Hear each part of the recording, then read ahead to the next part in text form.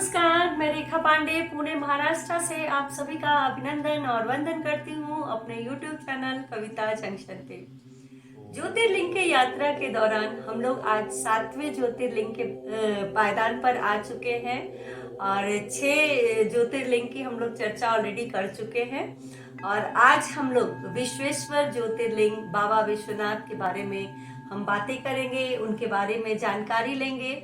वो ज्योतिर्लिंग जो है वो कैसे स्थापित हुआ, उसकी पौराणिक महत्ता क्या है और आज के संदर्भ में हम ज्योतिर्लिंग को कैसे देखते हैं, इसके बारे में हम डिस्कशन करेंगे। कहते हैं कि जब धरती की रचना हुई थी तो जो सूरज की पहली किरण जहां पहुंची थी वो था काशी। बनारस का पौराणिक नाम काशी है और बनारस जो है वो वरुणा और असी जो नदियां हैं उनके तट पे बसा हुआ है और पूर्व में गंगा नदी भी बहती है, इसलिए बनारस का नाम वाराणसी के नाम से विख्यात है। तो इसकी कई कहानियां हैं। बनारस जो बाबा स्वयंभू है, शंकर भगवान है, उनकी प्रिय नगरी है। कहते हैं इसके बारे में ऐसी कहानी कही जाती है कि एक बार माता पार्वती और शंकर जी अपना भ्रमण के लिए निकले थे और माता पार्वती को वो जगह बहुत ही पसंद आया और उन्होंने अपने पति शंकर भगवान से आग्रह किया कि आप अपना कुछ ऐसा अरण्य टाइप का एरिया बनाइए जो ब्रह्मा जी के द्वारा रचित नहीं हो, क्योंकि बोलते हैं कि पूरा विश्व के जो रचयिता है, जिसने बनाया है, वो ब्रह्मा जी हैं। तो शंकर जी ने अपने मतलब इच्छा शक्ति से 5 कोस का एरिया को उन्होंने बहुत ही खूबसूरत बना दिया। बहुत सुंदर अरण्य था और माता पार्वती जी जो थी वो बहुत खुश हो गई उस एरिया को देख करके। उनको ऐसा फील होने लगा कि यहाँ के लोग जितने लोग हैं बिना भय के, किसी भी भय के से साए में यहाँ नहीं रहे, बहुत खुशी खुशी रहे और जब उनकी मृत्यु भी प्राप्त हो तो वो भी खुशी खुशी ही जाए, ऐसा सभी लोगों को ऐसा वहां पे भाव हो। क्या ऐसा हो सकता है? उन्होंने अपने पति से बोला। तो शंकर जी तो भगवान थे, उन्होंने बोला बिल्कुल हो सकता है। उन्होंने यही बात विष्णु जी को बताई कि यहाँ भय मुक्त जीवन के लिए एक नगरी ऐसी बननी चाहिए। तो उन्होंने कहा कि ठीक है।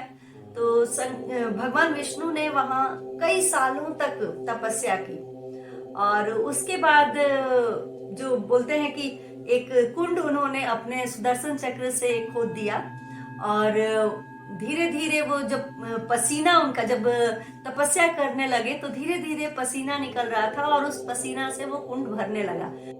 भगवान शंकर पूरी जो काशी नगरी थी उसको अपने त्रिशूल से उठा लिया और काशी जो उसका विनाश होने से काशी बच गई। तो इसलिए बोलते हैं कि चाहे कितना भी प्रलय आ जाए, कितनी भी तबाही आ जाए, परंतु काशी अविनाशी है और इसका कुछ भी नहीं हो सकता, क्योंकि ये भगवान के त्रिशूल पे टिकी हुई है। तो उसके बाद क्या हुआ कि तब भगवान विष्णु ने बाद में आग्रह किया कि ये नगरी तो बहुत खूबसूरत बन गई है और बहुत शांति है बिना भय के, परंतु जब तक आप और माता पार्वती यहाँ विराजित नहीं होंगे तो ये नगरी थोड़ी सी अधूरी सी रहेगी। और इसके बाद भगवान शंकर ने विष्णु जी की बात मान ली और वही ज्योतिर्लिंग के रूप में स्थापित हो गए। उस पूजा अर्चना शुरू हो गई और इस तरीके से विश्वनाथ ज्योतिर्लिंग जो है, विश्वेश्वर ज्योतिर्लिंग स्थापित हुआ। कुछ दिनों के बाद क्या हुआ कि एक बार 17वीं सदी में जब मुगल्स आए तो जो औरंगजेब था उसने फरमान जारी किया कि इस मंदिर को तोड़ करके यहाँ मस्जिद बनेगा। और ये अभी भी ये फरमान जो है कोलकाता के एशियाटिक लाइब्रेरी में रखा हुआ है। तो ये कुछ पंडितों को इसकी भनक मिल गई थी कि ये मंदिर टूटने वाला है और मस्जिद बनने वाला है। तो एक पुजारी ने क्या किया, जो ज्योतिर्लिंग जो था उसको लेकर के, और एक ज्ञानवापी कुंड है वहीं पास में ही, उसमें वो कूद गया। तो बोलते हैं कि आज भी जो असली ज्योतिर्लिंग जो है वो ज्ञानवापी कुएं में ही है। हालांकि ये जो डिस्प्यूट जो है वो कोर्ट के अधीन में है और इसके जो चल रहा है, इसकी इंक्वायरी चल रही है, तो इसके विषय में हम बहुत ज्यादा नहीं बोल सकते हैं क्योंकि ये कोर्ट के अधीनस्थ ये मामला आ चुका है। परंतु ये डिस्प्यूट जो है हिंदू मुस्लिम का भी एक बहुत मेजर डिस्प्यूट माना जाता है। तो ज्ञानवापी कुआं का भी एक बहुत भव्य कहानी माना जाता था। कहा जाता था कि उस कुएं का जो भी पानी अगर पीता है तो बहुत स्वस्थ और सुदृढ़ हो जाता था। एक बार बोलते हैं कि शनि देव जो थे वो मिलने आए थे भगवान शिव से, परंतु कुछ ऐसा हुआ था कि वो उनसे मुलाकात नहीं कर पाए थे, तो 7.5 साल तक वो दरवाजे पे ही बैठे रहे थे। तो इसलिए शिव एक शनि का भी मंदिर वहां पे बनाया गया है, उसको कोतवाल कहा जाता है उस मंदिर का। तो इसके बारे में कई कहानियां हमारे ग्रंथों में मिलती हैं। 17वीं सदी में ही बाद में क्या हुआ कि अहिल्याबाई होलकर ने इसका जीर्णोद्धार करवाया और बहुत ही भव्य मंदिर बनाया। कुछ दिनों के बाद राजा रंजीत सिंह जो पंजाब के राजा थे, उन्होंने 1000 किलो का इस पे पत्थर लगवाया शंकर जी के मंदिर पर और बहुत ही भव्य रूप दिया। कई राजा लोग आए और बनवाए इस काशी मंदिर को। और अभी काशी कॉरिडोर जो बना हुआ है ये भी बहुत ही खूबसूरत अभी के हमारे जो शासक हैं उन लोगों ने बनवाया है।